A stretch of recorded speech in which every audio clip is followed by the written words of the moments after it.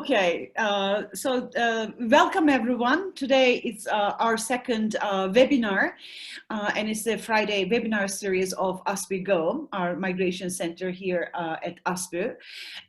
So we have two Italian scholars today, and last week, as you remember, we talked about the integration processes and the migration history of Syrians, and by Professor Murat Erdoğan. And today we are going to, from Turkey, we are going to Africa actually, and Senegal specifically, and they're going to actually tell us their field work which they carried out there. And we have two Italian professors, as I said. Professor Alice Bellagamba is professor of social and cultural anthropology at the University of Milano. Okay, so I need to Milano Bicocca, and a specialist also in African studies. So she graduated in philosophy at the University of Turin and earned her PhD in sociocultural anthropology at the same institution. In 2004-2005, she was Alexander von Humboldt Fellow at the University of Beirut, and in 2011 and 12, Aurea Senior Fellow at the Wissenschaftskolleg zu Berlin. So her long-term research experience in the Gambia and Senegal has resulted into several publications on memory, colonialism, the legacies of slavery, and the history of international migrations. She was the principal investigator of the project Shadows of Slavery in West Africa and Beyond, a historical anthropology, very interesting indeed, a European Research Council under European Union 7th Framework Program. So ERC grant agreement, right? She is now leading the Aging African Diasporas, another very interesting topic indeed, Aging African Diasporas, funded by Fondazione Garipio. Is it? And Cariplo, and focus on Eritrean, Egyptian, and Senegalese diasporic communities of Milan, Bergamo, and hinterlands, and genealogies of African freedoms, a national research project coordinated among the University of Milan Bicocca. And and of course, I think at least some of you know Dr. Valerio Colosio. He works as assistant professor at the African Studies Department of the Social Science University of Ankara. And very recently, it's been almost a year, right, Professor? So he completed his PhD in social anthropology at the University of Sussex in May 2018, where he also worked as research associate and doctoral tutor. And so his research explored the legacies of slavery in the Guayra region in central Chad, where he did a 9-month-long field work. The research focused on a group locally discriminated as made of slave descendants and argued that the dynamics and issues related to the memories of slavery are contingent and may be better analyzed as outcome of specific political reforms rather than just considered as survival of pre-existing hierarchies. So before starting the PhD program, he has achieved an MA in anthropology also at the University of Milan Bicocca. Here is a connection perhaps between you and the Professor Alice. And an MSc in anthropology and development at the London School of Economics and Political Science in 2012. And interestingly, also between 2010 and 2020, he also worked in different NGO projects, namely in Chad, where he spent a total of 16 months, but also in Zambia and in Senegal. So very interesting specifications, specializations actually. And so we're all very eager to listen to you and find it perhaps a comparative perspective, you know, if possible, between Africa and the Middle East. Yes, the floor is yours. Yeah, just a little remark. My research was implemented at the University of Sussex, but it was funded by the European Research Council grant that Professor Bellagamba was. Me. I see. Lovely.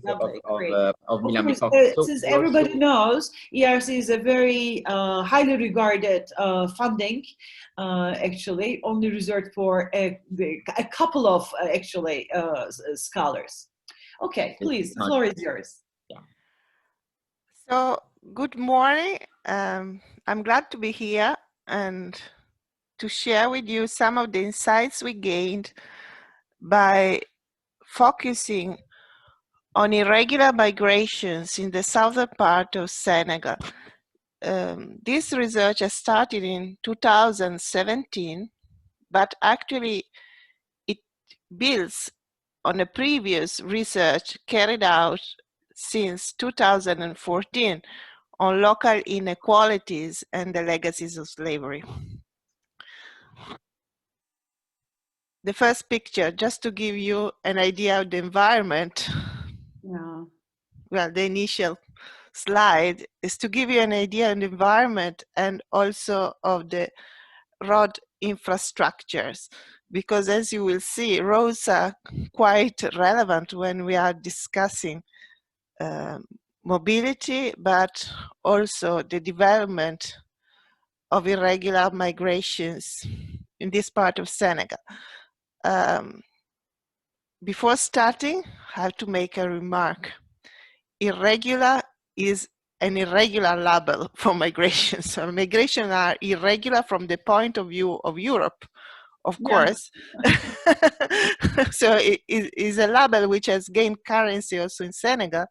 But actually, when you go out to Senegal and you go to Mali or Morocco, there is a free circulation zone, so you are not irregular at all until you cross the Mediterranean in Libya and you try to enter Italy, or you cross from Morocco to Spain, or you try to go to the Canary Islands. But from the local point of view, irregular migration is a category that somehow legally makes no sense, but it has acquired a meaning, of course, through the dynamics of the last 20 years. Valerio, go to the next slide. This is just to give you an idea of Senegal, of the geography. If Valerio could, can you point on Kolda, please? Thank you. So this is the area, Kolda and Vélingara. We have been working in, actually together with some Senegalese doctoral students and also with colleagues from the University of Dakar. You can immediately see that this part of Senegal is divided from northern Senegal by the Gambia. The Gambia is that small, tiny land in between. So there is two international borders, we can say, to enter the Gambia and to go out of the Gambia to reach northern Senegal. And the Gambia has worked as a sort of an isolating factor for this part of Senegal. So mobility has been for long quite complicated because of border closures, because of bad infrastructure, and also the lack of a bridge. The bridge is a recent innovation. It's just 1.5 years that is working, so we still have to measure its effects on the southern part of Senegal. So this was the upper Casamance of the French. They called it like this because it's the upper basin of the Casamance River, which you can see here at Giganceau. It is a typical Sahelian environment that is 2 seasons, a dry season, a long dry season, and a short rainy season, which is devoted to agriculture, but it has good rainfalls in comparison to northern Senegal, which has suffered since the 1970s of recurrent droughts and a process of desertification. And for long, the population of this part of Senegal has been relatively well scattered somehow. There is a low population density. So this means that this area has been for long, and it is today as well, an area of immigration. People come for different reasons, for trade, but also to find land to settle, new land to settle, to build villages. And although the creation of new villages is absolutely forbidden, they do it anyway. They do it slowly until the state has to recognize the coming into place of a new settlement. Where are these people coming from? Mostly from Guinea-Bissau. Can you point it, Valerio? From the southern border here, this is Guinea-Bissau, which is an agriculturally very favorable country, but politically very unstable over the last 50 years. So usually people tend to go to Senegal because life is better in Senegal, civil rights are respected, and also there are services like rural schools that we don't have in Guinea-Bissau. So there is constant movement of people from Guinea-Bissau to southern Senegal. And then here on the Isola Guinea-Conakry, yes, exactly there, that is Guinea-Conakry, which is a very rich country, but politically very unhappy since colonial times. So movements from Guinea-Conakry, from this area where Valerio pointed the arrow, this is a mountain area, the Futajallo, to the colder region are historical movements, because conditions here in the plains are easier than in the mountains, and then politics came into it in the 1960s with severe repression from the central states on this area, making more and more people to get into the diaspora, into Senegal. So it's quite interesting because from this area of Guinea-Conakry, we have settlers in the colder region, also in other parts of Senegal. And today we are second, third, fourth generation, and these people have a Senegalese passport and also a Guinean passport. When, for instance, they reach Milano, they are categorized as Senegalese. They are not Senegalese because their remittances are going to Guinea. They are not going to Senegal. So, which is quite interesting understanding of the circulation at the regional and interregional level, but also what I would say an international level that is not international in relation to Europe, but within the continent itself. The third category of people are Senegalese from the north, peasants from the north of Senegal, who are looking for land to engage in commercial agriculture, because land in the south of Senegal is better than in the north.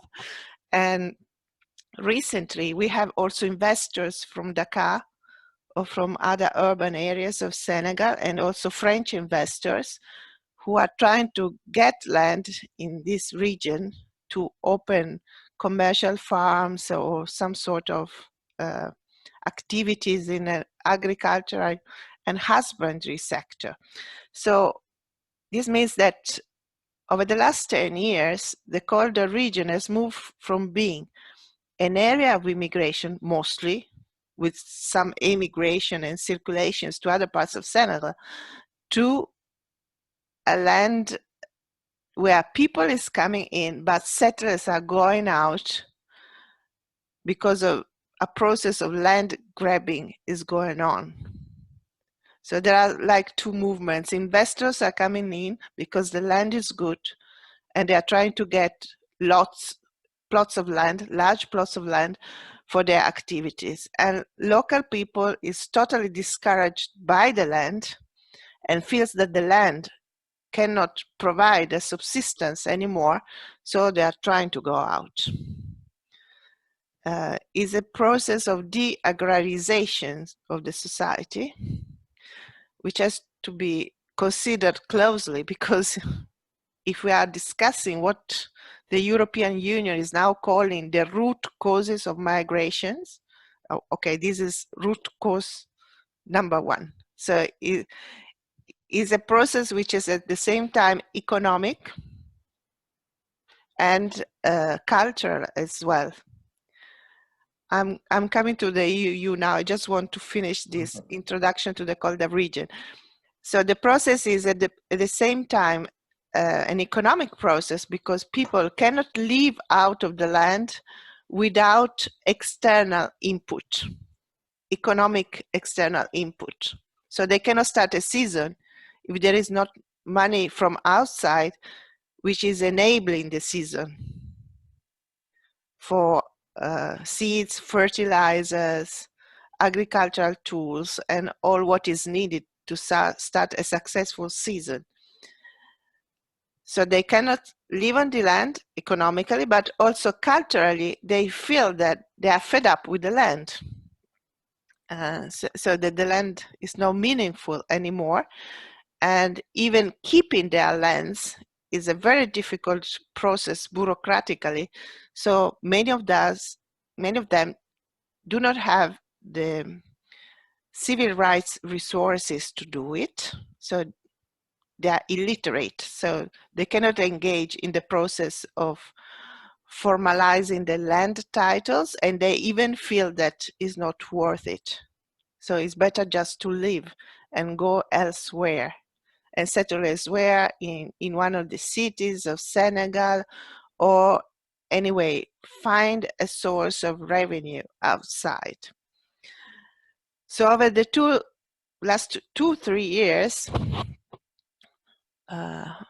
somehow by the door of development projects that are meant to target specifically irregular migrations and the lot of repatriated migrants, there is some effort to somehow reverse this long-term trend. And when we will come to discuss the projects, or if you will make any question about the projects that are going on in these regions, there is an evident disparity of scale.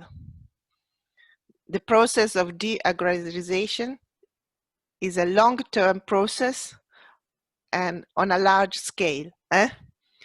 While these projects that are meant to address the root causes of migration, they work on the micro scale of 50 beneficiaries or things like that, 50, 100 people, 200 people. So actually it's like, well, in Italian we say you are trying to empty the ocean with a bucket.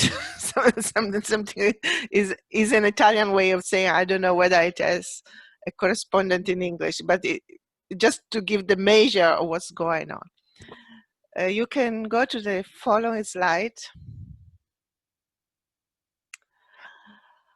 So if you want to understand what is called the Backway, irregular migration, and put them in context, we have, first of all, to look at the relationship between Europe and Sub-Saharan Africa and the issue of migration. Since the early 2000s, the European Union has involved Northern African countries in the management of its immigration policies towards Sub-Saharan Africa.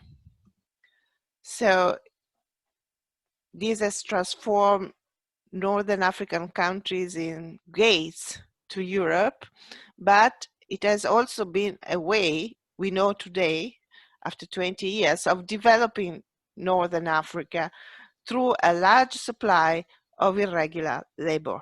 Think of Morocco and all the changes that Morocco has undergone in the last 20 years, also in terms of infrastructure, in terms of growth, and you can yourself understand the role of Sub-Saharan people stuck in Morocco on their way to Europe, the contribution they gave to the Moroccan irregular labor market.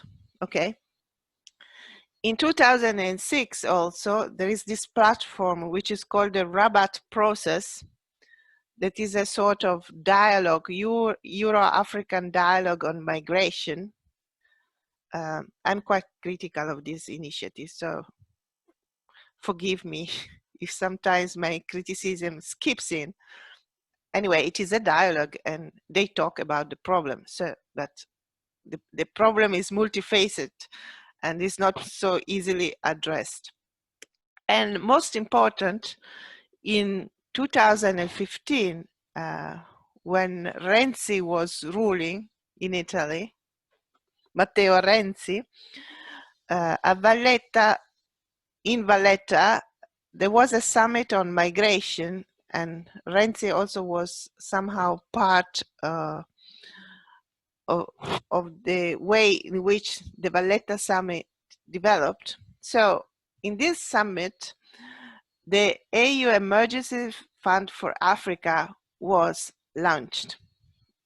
This means that all European intervention in sub-Saharan Africa, and more particularly in West Africa and in the Horn of Africa, is linked to the problem of migration.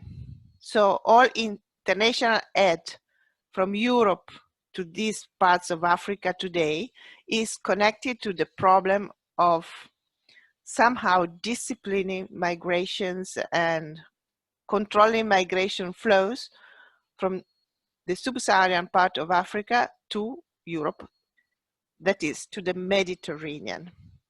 This comes after years of neglect, because for many years, we would say between the 1990s and the Valletta Summit, European cooperation in Africa declined. So countries like France, but also like Italy, maybe the Germans did a little bit more, but in general, the financial amount of European intervention in sub-Saharan Africa declined since the end of the 1980s. So the European Emergency Fund for Africa is now coming as a return of development cooperation between the European Union and Africa, but is a conditioned cooperation, is a cooperation built in terms of migration control. So if you want development aid, you have to do something against the mobility of your own citizens. And on the ground, this kind of conditionality has created a lot of disturbances. For instance, it was just 2 years ago that the president of Mali, before the coup, the president of Mali had terrible problems because he had accepted development aid in this form, and the citizens reacted and rebelled because they said it was not his role to prevent the possibility to move. So it's a very contentious situation. You can change the slide, Valerio. So where are we today? What has changed after the Valletta Summit? Well, for years, the issue of migration control has been focused on the Mediterranean and, of course, all the countries that are facing the Mediterranean, so all the line of the Mediterranean. But since the Valletta Summit and the launch of the European Trust Fund for Africa, organizations have moved into sub-Saharan Africa in search of the famous root causes of migrations and with the aim of, with the declared aim of promoting local development. The most important organization that has spread throughout West Africa is IOM, International Organization for Migration, and which is somehow opening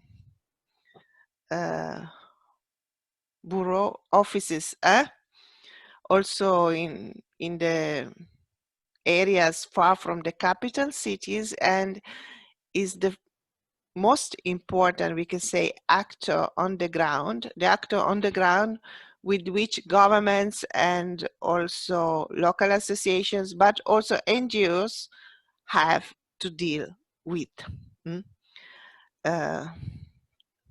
To my experience, personal experience, what I see they are most interested in is absolutely data, information, anographical data and things like that. So there is always a very contentious relationship with anthropologists who are working on the ground, because of course personal information is precisely that kind of data we don't want to share, and we should not share with anybody. So this is a tense issue. And there is also a shift, a consistent shift from a development agenda which for years has been focused on women, on gender issues, at least between the 1990s and the Valletta Summit. The main target of development, it was women. But now the target is shifting from women to young men, who are the so-called potential immigrants to Europe, or they are the repatriated migrants from Northern Africa and from Europe itself. So there is also a significant shift in the target group of development projects, and it's too early to know what this can do, but of course it will have some consequences. All projects now in the colder region at this moment. Okay, there was a notice from Zoom.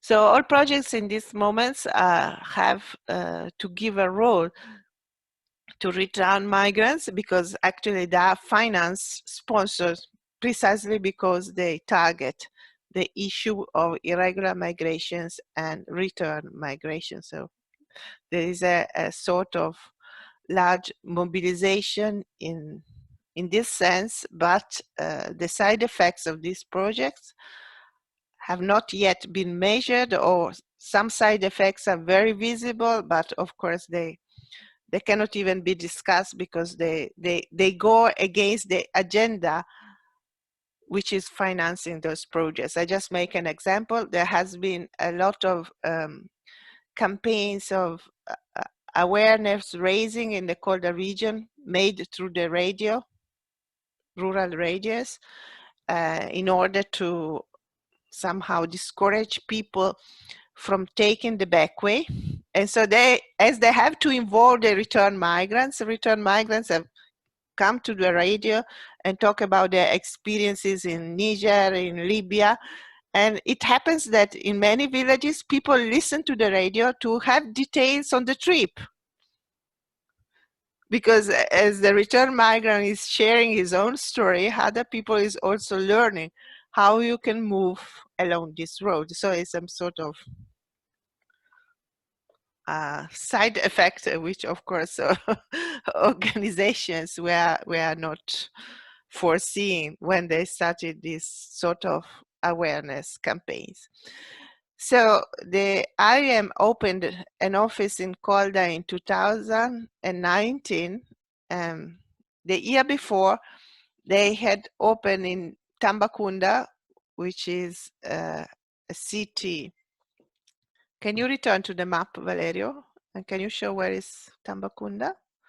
Okay, Tambacounda è proprio sotto Tambacounda. Region of Tambacounda, you can see it on your, okay, it's there. So Tambacounda is a major crossroad between the capital city, Dakar, northern Senegal, the road going to Mali, the road going to Guinea-Conakry, the road going to Guinea-Bissau, and the road going to southern Senegal. So it's really an international hub. And they opened there a center for repatriated migrants. As I was saying before, this is happening at the same time in which, also because of this development intervention, the colder region has become more open, I would say globally, and also at the national level. Vai avanti, Valerio. Okay, go down. Fifth. Okay, so Before discussing the macro-historical setting, so what has brought also this part of Senegal on this high mobility trajectory, I would like you to tell you something about the roads, the physical roads, because this is an aspect that all aspects of migrations that are today working in Africa, well, they take it for granted that there is a road, a physical road on which you can move, and a means of transport. But for the colder region, the infrastructure in terms of roads is a very recent phenomenon. And we can say that the situations of mobility that we have today is radically different from the situation we had just 6-7 years ago. So, as I was telling you, this part of Senegal has to cross the Gambia if they want to have an easy way to northern Senegal. Otherwise, they have to do what is called Grand Tour, the long trip. That means moving inside the region of Tambacounda and then going to the capital city of Dakar. The national road was built at the time of independence, one national road only. But during the 1980s and 1990s, the national road was completely deteriorated. And what we call the side roads, the roads going to villages or connecting villages among themselves or villages to the national road, were actually some of them dated the colonial period. So it was still the road system put in place by the French colonizer, never updated until the beginning of this new century. So it was only with President Abdoulaye Wade, who came to power in 2000, that the road system of the colder region began to be ameliorated through the renovation of the national road, which was completed only in 2015, so 5 years ago, and the opening of what is called laterite, so sand roads towards the major rural centers, and the amelioration of the connections between the villages. So it means that until this moment, this was really what they locally call Chifol. Chifol is like an enclave, is a place disconnected from the rest of the country, and old people are still in the style of saying, I'm traveling to Senegal tomorrow. They are Senegalese. They are in Senegal, but when they go to Dakar, they say, I'm traveling to Senegal, because for long, they did not even feel to be part of Senegal. The development of the road system in the last 20 years is strictly connected to the takeoff of irregular migrations, because connections have become easier. Today, there is a bus system connecting this area of Senegal to the capital city of Dakar, and also there is a bus system operating since 2011, 2012 that links Dakar to the major capitals of West Africa, so to Bamako, to Niamey, to Abidjan itself. So means that circulation within West Africa has improved dramatically over the last 20 years. And today you can leave Kolda and you go to Tambacounda with a bus easily.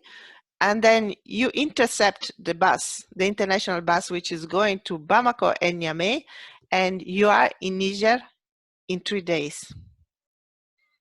And from that, you can take the Backway to Europe quite easily. So there is a close connection between infrastructural development on the one hand and the takeoff of the Backway. So let us just discuss this slide briefly. just to understand how Senegal as a country has entered the political economy of international migrations, and where the country stands today and where the Kolda region stands in this overall framework.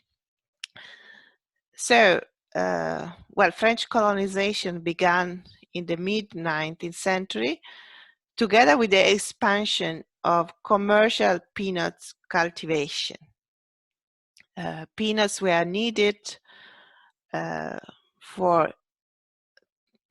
to extract oil, which at the time was used both in the industries as an oil for the machines, but also as food for the proletarian classes of France.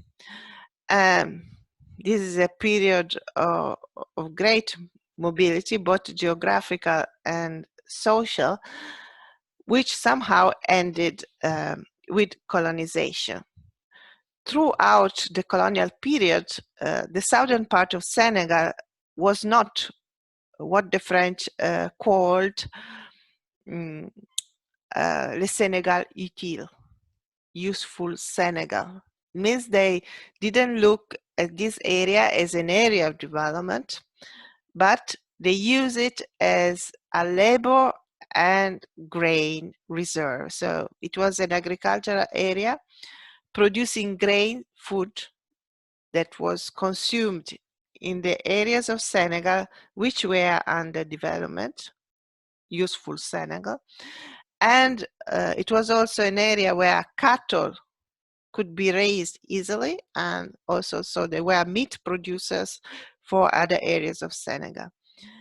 So it's a time of extraction and subjection, which ended or somehow started to change in the 1950s with the anti-colonial struggle, which brought Senegal to independence in 1960. It is difficult to remember it because today Senegal is a highly neoliberal state, but Senegal started as a socialist state. And so as soon as independence was gained, and still with the support of France, the new state engaged in a large policy of support to the agricultural sector. So it means that the state began to subsidize farmers, peasants, in terms of seeds, tools, marketing organization. And this brought in the 1960s to somehow a raise of the agricultural sector and to the generalized perception that agriculture could be a frontier of social emancipation.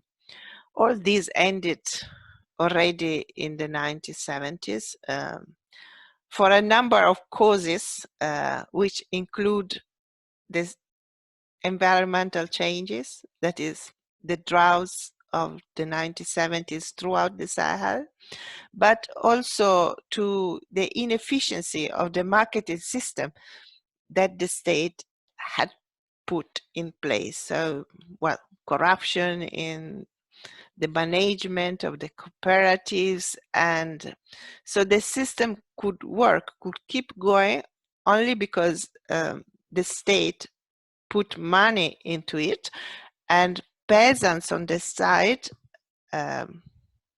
were somehow disaffectionate from the whole process. It is in the 70s that a term which is an expression which is also today used, la malaise paysan, the discomfort of the peasant, started to be used to explain the fact that peasants refused to extend the lands under cultivations, and also were trying to retreat from agriculture by moving to the capital cities. So this is really the period in which the rural exodus began with force. It was followed in the 1980s by structural adjustment programs, and by what is called la nouvelle politique agricole, the new agricultural policy, which completely withdrew any state support to the agricultural sector and left the peasants on their own. So, most simply, peasants who had civil servants in their households, civil servants who were working, for instance, in Dakar, or peasants who had politicians in their households, so people who could somehow work in the state and get a salary out of that, those peasants could continue to produce on what could be called a large scale, but large scale in comparison to peasants who were reduced to subsistence. But peasants who had not this kind of external support found themselves under an enormous stress. This is true for the whole of Senegal, and we can say that la nouvelle politique agricole, so these changes of the 1980s, impacted mostly on the areas of northern Senegal that up to this moment had been the focus of agricultural development. Valerio, puoi tornare alla cartina? So these areas of Senegal, you can see Kaffrine, Kaolack, Fatick, Diourbel. This is called the peanut basin. Since colonial time, this is the area which mostly devoted to the commercial cultivation of peanuts. And then you have another area which is at the border with Mauritania, from Saint-Louis, Matam. So the border you see there is actually the Senegal River. And also this had been for a long time, also before colonization, an important area of agricultural production. So in the 1980s, these areas were completely on their knees, and agriculture could go on in these areas mostly because, as I was saying before, there was an external input supporting it. This area of northern Senegal, Saint Louis of Matam, is also one of the areas of the country which first ventured on the path of international migrations.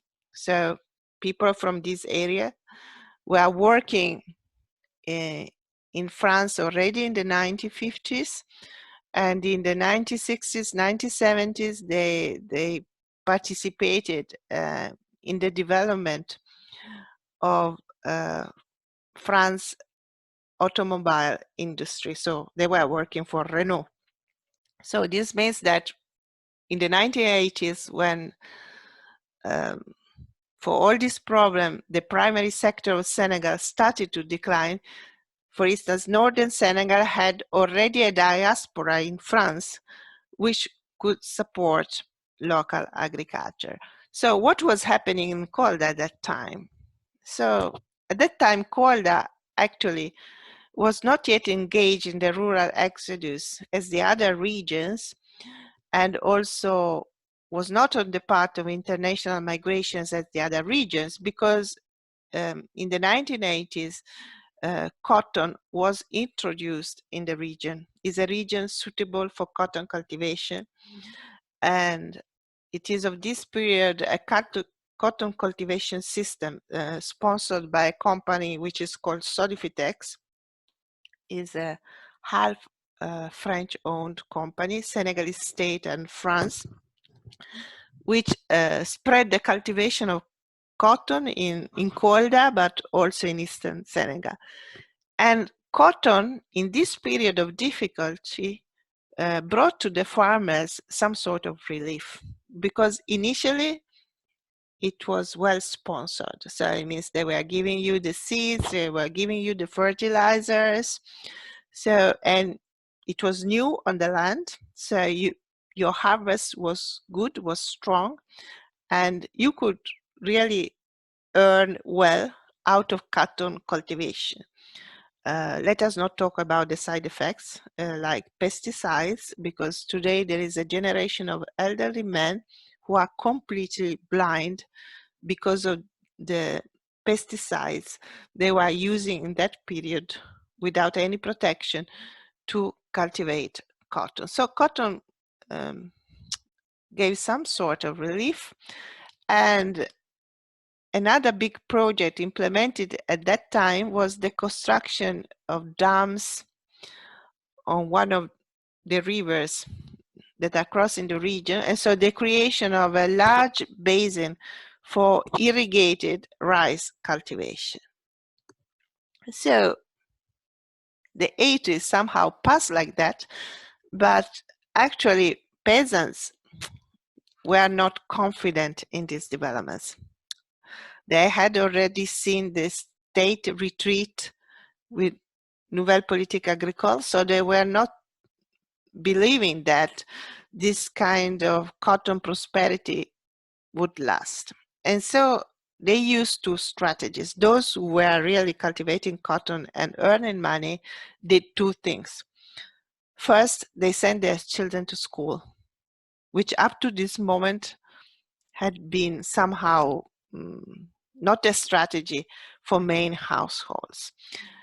Because if you want to live on the land, you need the labor of your children to do it. Otherwise, your season will not be productive. You need, even the small children in those days used to spend the day in the fields at the time of the harvest to chase birds who were coming and eating the harvest. So you needed really all the possible manpower to have a successful season. So up to this moment, literacy was not a priority for people of this area, but it became in the 80s,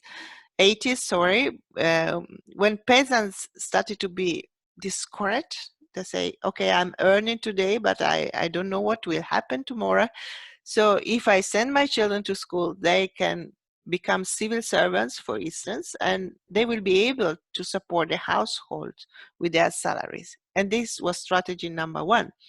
And strategy number two was to join the migration flows to Europe that for other parts of Senegal and also for the Gambia had by this period become very important.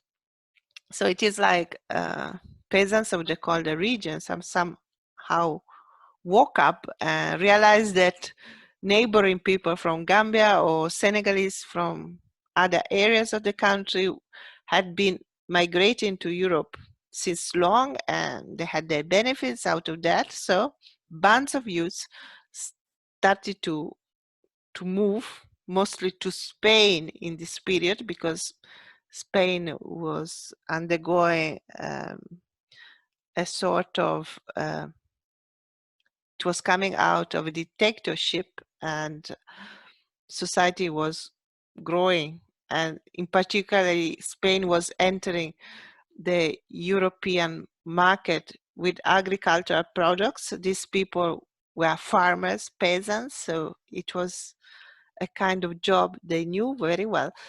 So they started to move to Spain, and these were the early generation of migrants to Europe from this area of Senegal.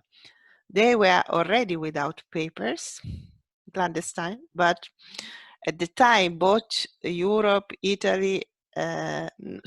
Spain, Italy, and other southern countries of Europe, like Portugal, they needed labor, so they were making recurrent regularization procedures for immigrants who were already within their boundaries without papers. And this lasted until the beginning of 2000s. Valerio, I don't know your customs, but your habits, but I think we should make a 10 minutes pause at this point.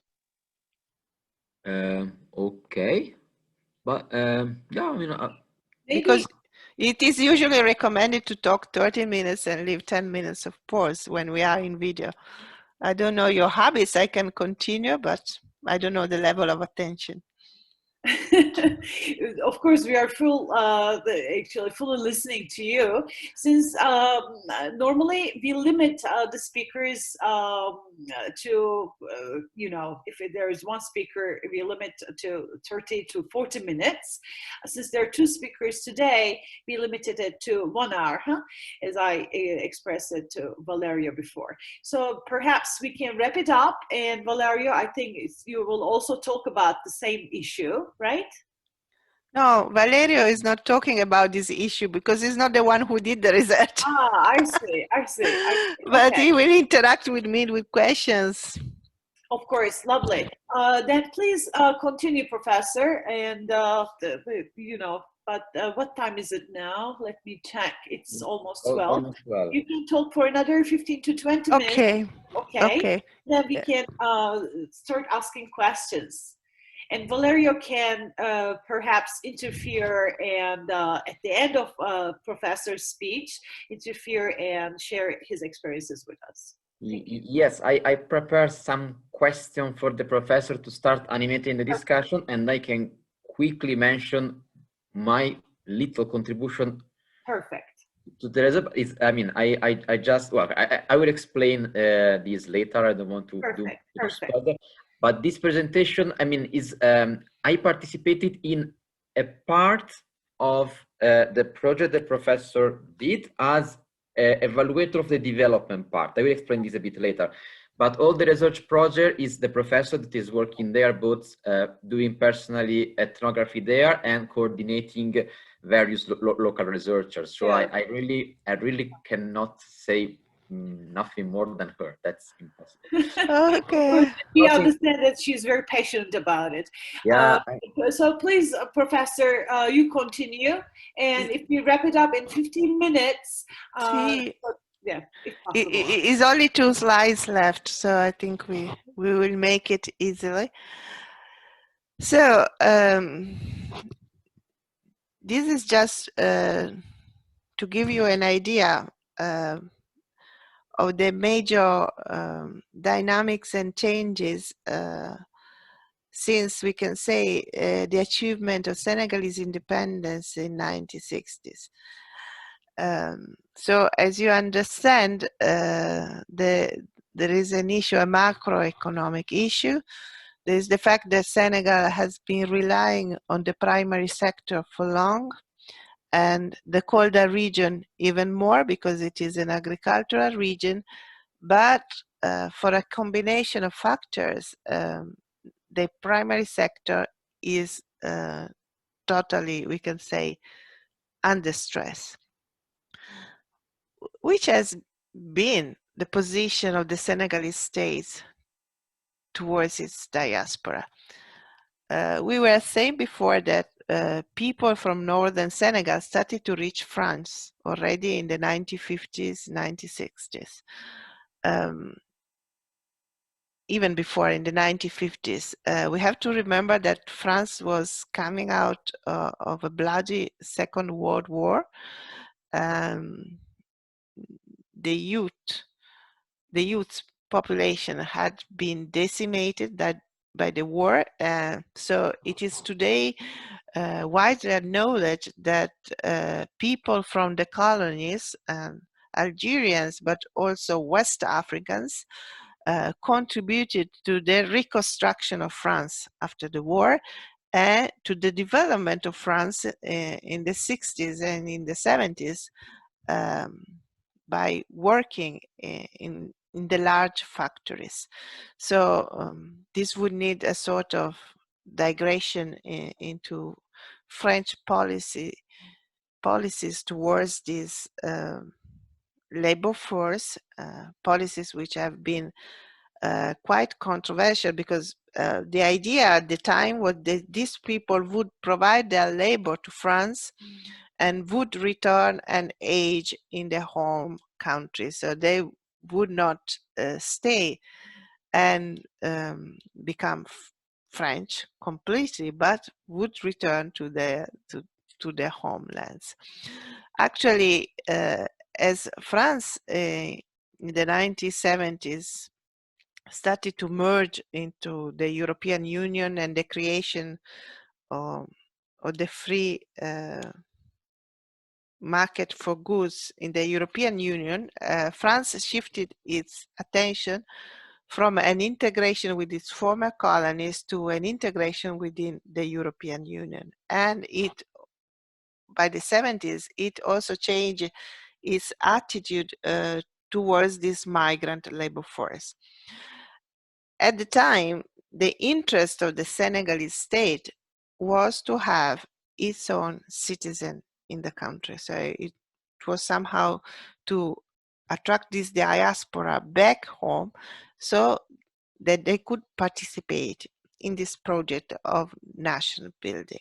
But like many other West African states during the 90s, which is a period of great stress for the Senegalese state and for other states in the region, because their role is changing because of structural adjustment programs, and also their relationship with the citizenship is changing, because up to this point they have played a sort of parental role towards the citizenship, the citizens, and now they are shifting to another role, and of course there are a lot of tension within the society. So in this moment, Senegal, like other states, is not declared but is evident, benefited from the fact that the youth section of the population were looking towards Europe and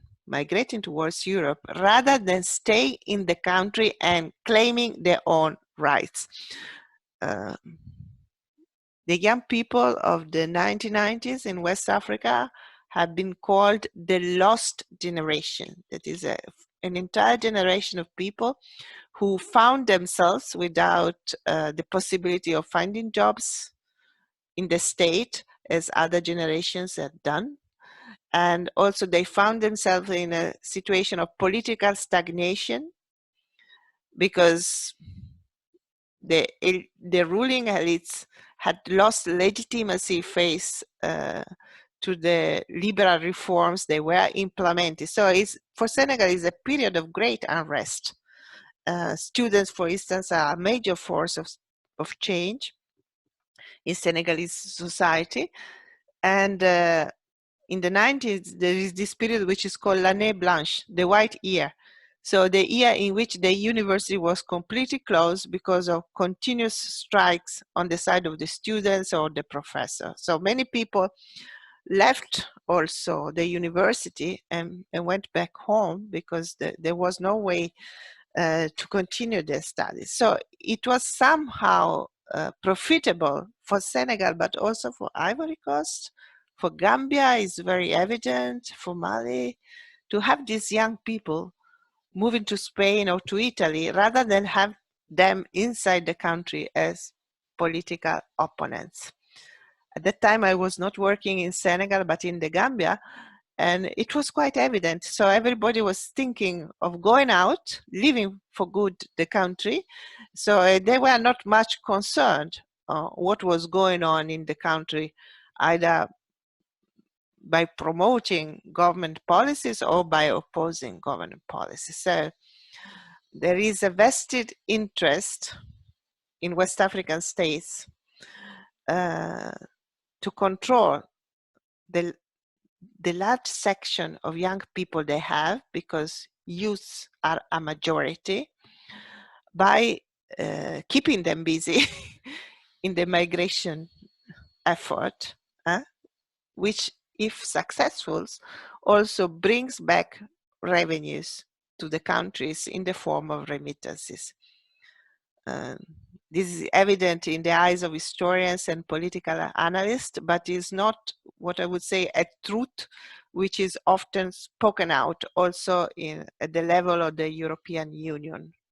But if all these youths who are going on the boats just stay and claim their rights, is going to be there are going to be serious changes within this country. So there is a political economy of migration that still demands to be investigated more closely. So Senegal shifted from being a state who wanted its own diaspora to come back to a state that could not officially promote the diaspora, but somehow had some interest in the out mobility of youth. And also through these agreements made with France, with Spain, with Italy, it also cut down a role for the state as a sort of a gate between Senegal, a sort of gatekeeping role between the country itself and Europe. So this is an extract from a recent article that attempts to historicize irregular migrations from Senegal, and the author clearly states that the Senegalese state is gaining from playing this role of intermediary between the mobility aspiration of its youth population and the interest of control that Senegal is pressing from France. I close it here. Maybe we will discuss it later, because Francophone West Africa is very complicated, because there is also the relationship with France. Very, very complicated and not so much disclosed. So connection is close from the military point of view, from the economic point of view, from the diplomatic point of view.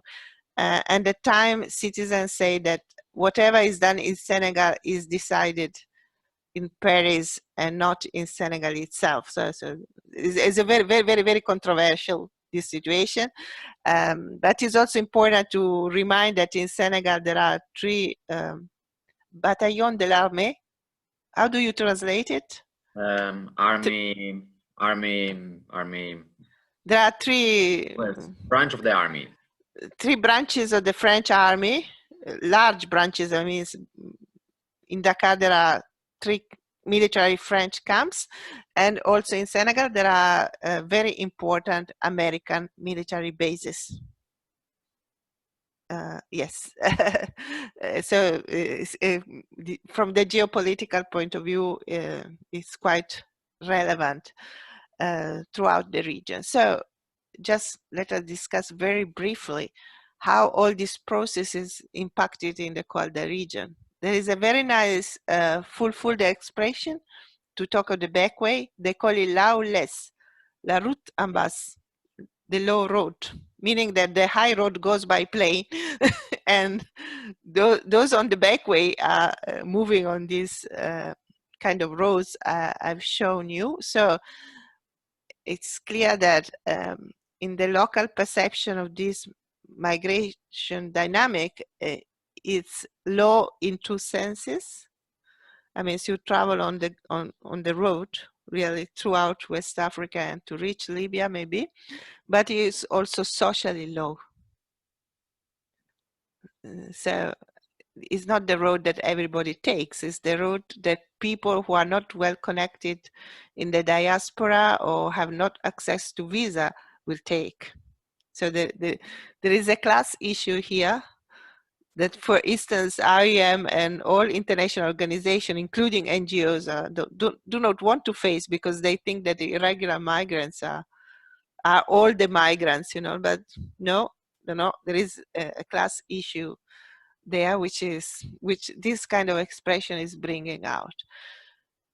This is relating to the feebleness of the agricultural sector, as explained since the beginning, but also to what anthropologists call rank in migration. Means that diaspora are stratified, historically stratified. Some people have a leading role in the diaspora, and some others are just followers. And when you look at diaspora on the ground, you see how it interlaces with local inequalities. Meaning that the society of the Kolda region, I mean, is not an egalitarian society. Like all societies, they're complex societies. and you can somehow relate class with mobility. Yeah? And so you will see that not only the irregular migrations are the path of a region which has been out of other seekers for a long time, but within that region is the path taken by some sections of the situation. So this is very important when we discuss connection between migration and development. Because of course, yes, it is true. The diaspora has helped households to grow or to resist crisis, we can say. But those households were leading even before the diaspora. They were not the poor households of the area.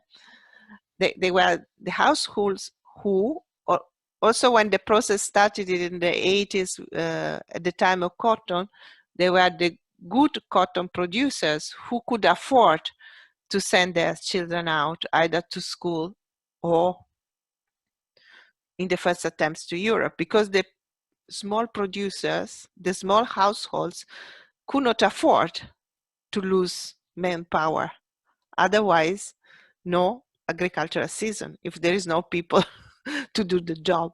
So rank immigration is a gate to start thinking about this internal differentiation and also rise in mobility, because of course households who reach France early today are French citizens. Thank you. And they come to Senegal for holidays. Or through strategies like family marriages, they can keep their own diaspora going. Means that your daughter in France is marrying to the cousin in Senegal, and so she is helping somebody from that network to reach France in a regular way. Or somebody in France is sponsoring the studies of another one who is Senegal. And all these kind of possibilities are open for those who were pioneers in the diaspora and today have strong passports in their hands. And for the others, the situation is different, and we can say that the migration development nexus is my personal opinion here, is reversed. Is reversed because by entering the Backway, they are not improving themselves, they are losing. They are losing resources because they have to finance the trip. They have to support all the problems that come along on the road. And the outcome is very uncertain because the young man or the boy may not reach Italy, may not find a job, may be stuck in Libya and you have to bring him back. So if you look at the resources that are put into the Backway and the resources that can come out and support the household is losing. Cattle is sold, land is given out, buildings are sold.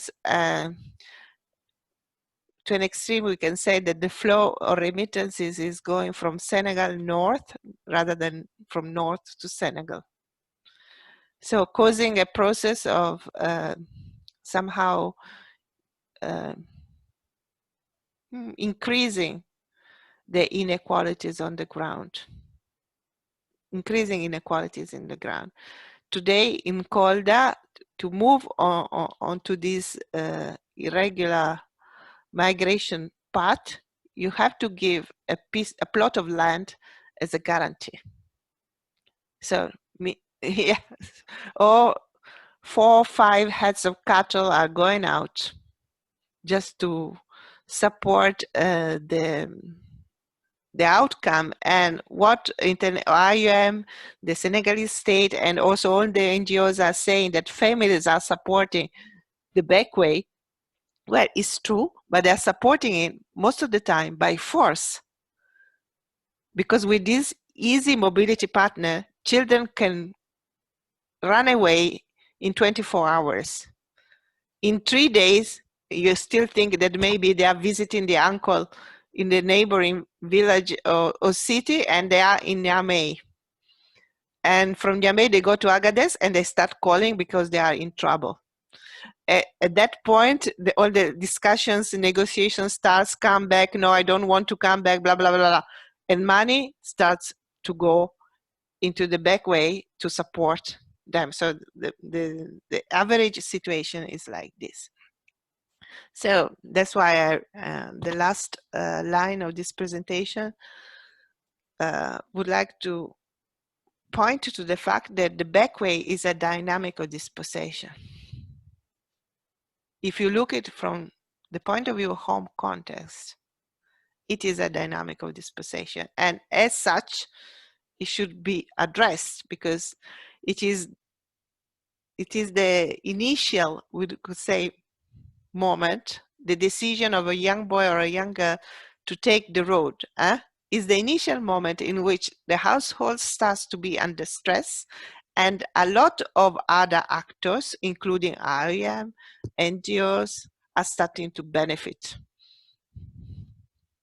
out of this process, because of course to solve it, then you somehow develop an whole network of economic and humanitarian interests. You create an humanitarian machine, which in itself has its own political economy. But this is maybe is too critical, I don't know. It's too much on the ground. So thanks for the attention, and you can put the last slide.